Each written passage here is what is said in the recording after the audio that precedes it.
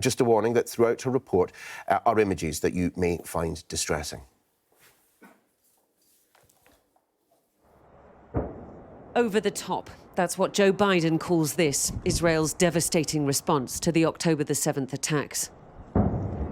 But Benjamin Netanyahu has vowed to keep going. In Deir al-Balah, in the centre of the Strip, 9 dead after an Israeli airstrike. Do not inure yourself to these pictures, even though there have been so many and will be more to come. The little children overwhelmed with fear. The collective trauma, the sheer scale of loss.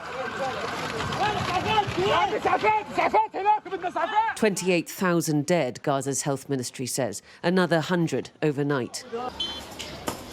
In Rafah, in the south near Egypt, a prelude of what is to come. Airstrikes on what Israel says are Hamas targets in their last stronghold in Gaza.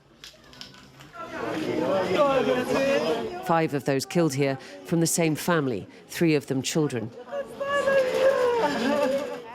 Adil was hit, but I don't think he was a target. He is not part of the resistance. He is an ordinary person. He has a 3-year-old son. Could he really be part of the resistance? There are more than 1 million people in Rafah now, most displaced from elsewhere.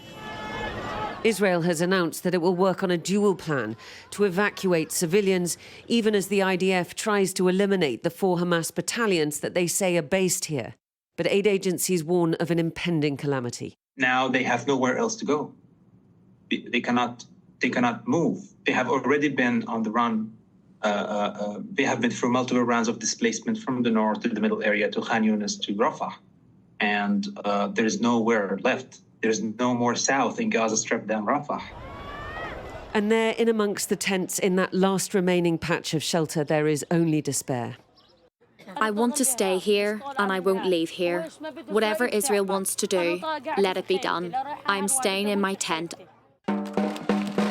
In Jerusalem this Friday, a small group of protesters outside the Knesset calling for elections, the return of the hostages, and for Netanyahu to go.